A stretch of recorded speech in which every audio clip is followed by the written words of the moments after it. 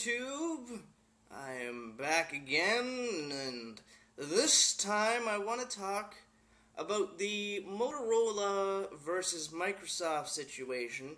Now, for those of you who don't know, I write for websites sometimes when I can get a gig here and there, and I had gotten a gig this past week, and I wrote about the Microsoft case, where should Microsoft lose, or I guess it's not really should Microsoft lose because it's not really in court, but should the International Trades Commission side with Motorola? The Xbox 360 Slim 4 gig and 250 gig models would be banned from sale in the United States. Now, granted, I'm not the biggest Microsoft fan, but this would drastically change the industry in terms of console leaders, because the Xbox 360 is largely, their fan base is largely in North America, probably more likely the United States. They sell the most units there, and so on and so forth. Sony kind of has Europe, and Nintendo kind of has Japan-ish, but that's kind of how it goes. The Xbox 360, of course, does not do well in Japan. It sells roughly, basically Microsoft is lucky if they sell 1,000 in Japan. In Europe, whatever they sell in North America, they sell about half in Europe, because again, Europe is predominantly Sony over there. So, you know, if they lose the United States or North America in general, Microsoft's in a bit of trouble, and that's not really a good thing. But of course, the judge who was overseeing this process, now keep in mind this lawsuit has been going on for about 2 years. Now Microsoft apparently is infringing on 5 patents by Motorola for video codec. So, and of course Motorola said it was for use, blah blah blah blah. Point is, the judge is siding with Motorola, saying it's more important to copyright infringement over console sales, because Microsoft's defense to all this was, this is unfair to the consumer because they only have 2 choices of consoles to purchase. Now, here's my little beef with Microsoft's statement. It's really hard to, it's not really hard, but it is difficult to keep up with multiple systems. I have a Wii, I have a Super Famicom, I have an N64, I have a Dreamcast, a PS3, and a Wii, and an original Xbox. Now, I'm still collecting games between these 7... Oh, and I also have a PSP. Now, I'm still collecting games between these consoles, and it's kind of hard to manage which one I'm going for, and it's really hard to, distribute the cash between, 7 or 8 consoles. How many ever I just add all those up and you'll get how many I have. And, there are more consoles I have to get, like the Sega Saturn and so on and so forth. And it's really hard to, manage between all of them.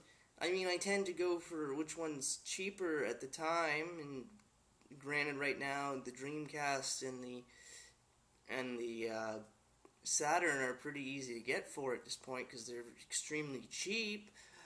But it's not an easy thing. So having 2 consoles on the marketplace, and just follow me on this one, would make it a lot easier for the consumer, especially the consumer that buys everything, like myself. Now, I'm not particularly a fan of the Xbox 360 because there's a bunch of hidden charges on there. I believe I had calculated on the original launch of the Xbox 360 because everyone was like, oh, it's $400, whereas the PS3 is like $600. Well, when you calculate how much it was to, you know, get the Wi-Fi adapter and the ability to play online, so getting an Xbox Live subscription and all that stuff, you were looking at pretty much, and if you wanted the HD DVD thing at the time, and this was back when the HD DVD player was like, add-on was like $20, you were looking at about $40 more for an Xbox 360 with all, and that's if you want like everything, like the wireless adapter and just everything. If you wanted everything, you were looking at $640 before tax, whereas, you know, the PlayStation 3, you were looking at $600 before tax.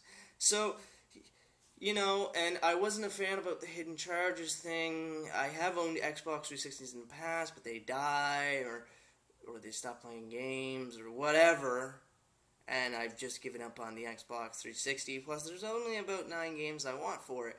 But that's besides the point. The point is, with less consoles on the marketplace, it makes it easier for consumers to purchase consoles. So it makes it easier for everybody else. So that's my beef with their argument. I don't think that, you know, the Xbox 360 should be banned in the United States or even North America. I'm not 100% sure how this would go down, because usually when the United States does something, Canada tends to do what the United States does, typically, and that's not always the case, but for the most part, Canada copies the U.S. and so on and so forth, and who knows how far this is going to go. Now, Motorola has already beaten Microsoft in Germany, because Germany has the sale of Xbox 360s banned as well.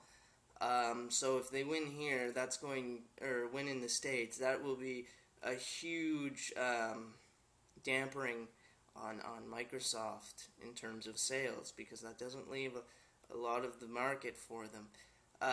Now, of course, the judge says that Microsoft should pay about 7% of the price of all Xbox 360 Slims, 4GB and 250GB respectively. They should pay 7% of all inventory that is in the United States. Motorola thinks it should be 100%. Judge thinks it should be 7%. Should the ITC, International Trades Commission, agree with the judge, then this will then go to Barack Obama's desk, and he has 60 days to say, yes, I agree with this, no, I don't agree, and so he'll have 2 months to do that. Of course, the ITC will be deciding on, in August, I can't remember the exact date, but in August this will go down, so roughly by October, we should know what Microsoft's fate was. Should it go to Barack Obama, and depending on how long Barack Obama takes on the matter. But we'll find out about that soon enough. But what do you think about the Motorola versus Microsoft situation? Do you think Microsoft shouldn't even have to go through this? Do you think Motorola has a point? Write down in the comment section below, or create a video response, and I will see you next time here on YouTube.